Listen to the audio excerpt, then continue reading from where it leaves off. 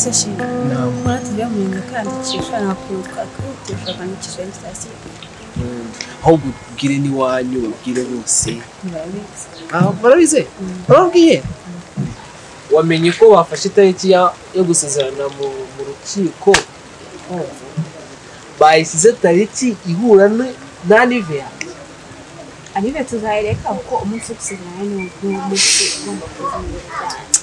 nakunda Nivea yanjye navuga ko no mwaka nzakwikamo ugomba uruvuka no tukayitwikamo bica amagini akoshije nta wakunda sibyo reka tugende tugere mu rugo ya wi Roger nta handi hantu iyo filimi yaca uretse kuri Guruka Media nimba nshinzwe marketing se ngiye mani square bu karameshu icyayi kirimo gukora icyayi se turaje tukinywa sawa reka mbanze mvugane na madamu gatoya sawa Sheri waje se ukicara tukanaganira icyayi nta kibazo tutahita tukinywa hanyuma nyine icyayi cyo turaba tukinywa nta kibazo nese wagize ngo hari ikibazo buriya ngewe Roger ngira imishinga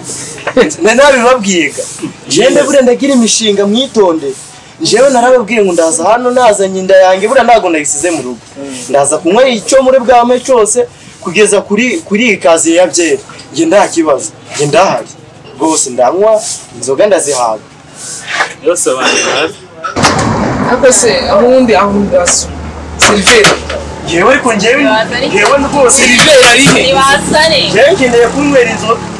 Marusko ngiye nako umunsi wa jema ni umunsi wawe ariko nda kibazo imyaka ufite irakwemerera kungana gutya sundi wagize ingahe navutse man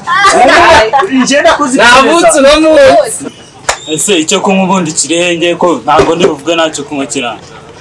twanure hano twe tunywe icyo kunywa cyangwa twigira abesha cyangwa twe twigira handi amafaranga yacu tuze uriya bafite Silveri mwabangukanye ibyo kunywa mwamage Silveri ntabwo dushaka icyo kunywa uziko kandi Silveri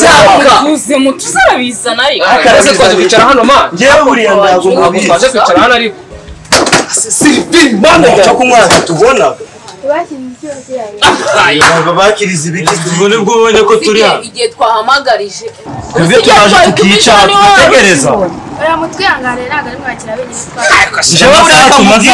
jewe reba mwabaye umuhogo wumye reba mutwihangane babihanganire ngamwe muba mushinzwe iki muri iki gihugu tuze mureke kugora mwari mwatumye akanyamasyo ziriya nzoga ngiye kakandi inkunda se ntukaze ariko nawe ujya ugabanya tugaje dushigikiraga amafuti niba wowe twakubwiye ngo ntabwo nkunda umuntu w'incabiranya uzana ubuntu bw'ubutiko twe turaza gushaka inzoga ntabwo twaje kukureba tuva imbere uje n'inzoga uraje urahagarara genda uzane wisiki uzane za nzoga zose uzane tubona zose zirudusindira ngewe nta kibazo iyo nangwa yose kwa kuba nta kibazo cyangwa gutsinda waza gusinda wishyuye tuza ugana umunsi wanjye na nive yawe mane Sheri uyu mwana ashaka ko tuzamwita izina ry'abakristo rwose urabizi turakristitutse urumva nkuko n'ababyeyi bacu badutoza ahubwo tuzamwitende Sheri se tumwise inarira Salomo uzohita umwana wacu Salomo ko bizarangira abaye indaya agashaka abagore benshi Jacqueline iryo ndabyanze ntabwo naryemera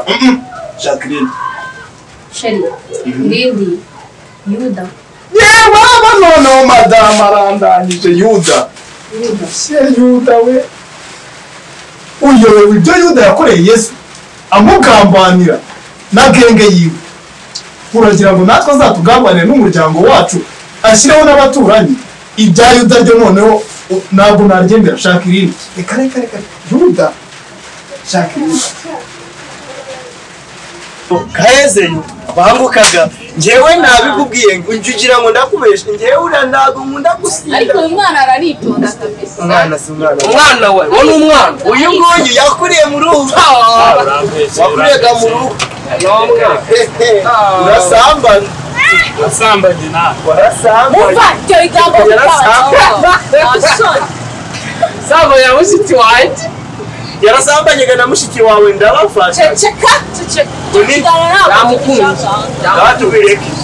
umwana witonda yamukunze nta kibazo jewe birageze ase service mano we rwose katagaruka njyewe buriya nuko mba nashishetse njyewe buriya iki cyaka kiranyica mu muhogo umuhogo ugatuma igifu nacyo kigatuma amara kiti dutabara yarutsaga yatinze njyewe buriya inyota iranyishe noneho ashyira aha mube muretse njye mbabwiye umva nkubwire mube muretse saniveriseri yawe ugomba kuyiseriva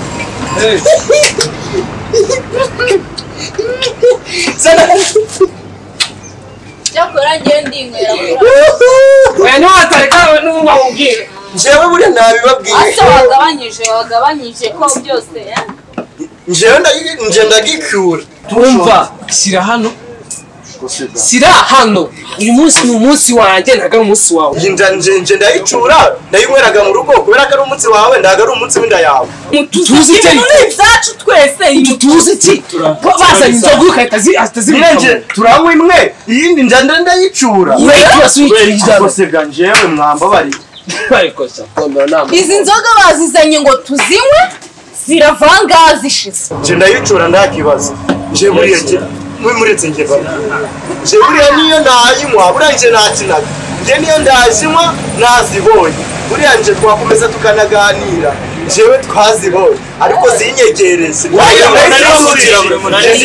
nseka rugora umunsi w'inda akose ako nawe ibintu byo gushyiraho abakobwa ndagari none nje mu mbanza nje nta kibazo ndakubanza rwose jewe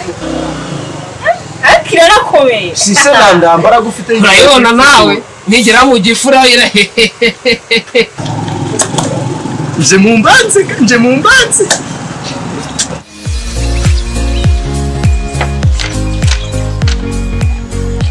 uri kuyimera rekeraga iyo ni ayisi yaka nje ndanywa ni nyinshi komeza nje ndanywa nyinshi ariko uga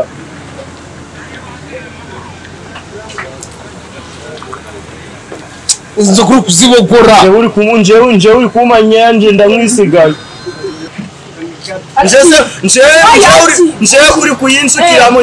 nje witsara ndayishukiramo nje kuri murasukamo gaceya kandi tuba twayishyuye amafaranga yacu guzuye njewe ndeko urabona inzoga yose yari isigayemo ariko ubundi ko wadusohokanye uje uratuzana nje mukama gaceya nje naranguza mukansakuriza gasijemo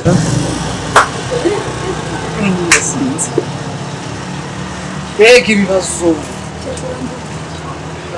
cyane nshuti mfite ako nje nubwo mbona muri kongorerana nje murimo murandwanya ibyo tubyihorere ahubwo ku buzima bwa isiyaka ya baba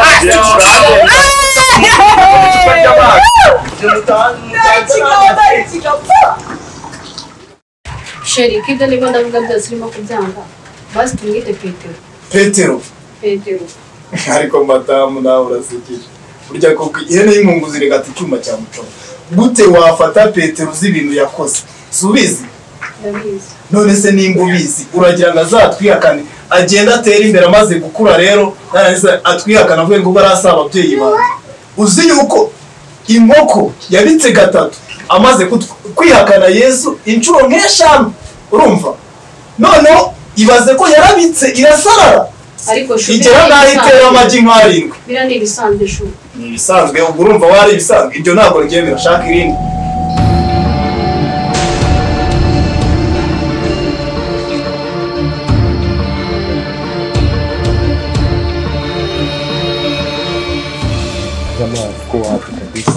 kuzuia mapenzi yako. Nakufanya nini baba? Iko ni matatizo hapa. Imana y'Irwana. Be, umfati. Ngongoze ni saki bikasaye. Ejo ndi ku cyumweru so twari turi kumwe. Twiyandikisha mu murenge.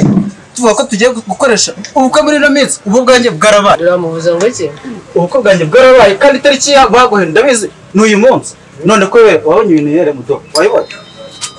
Yibere mu nzoga. Usubwo wari he? Muwa. Ubwo wari he? Ese umusaza ushaje umubwiye. Tuca kizinga we. Itariki 29 z'ukwakira. Upa n'inzoga wengere. Upa je mu bukwe byaje.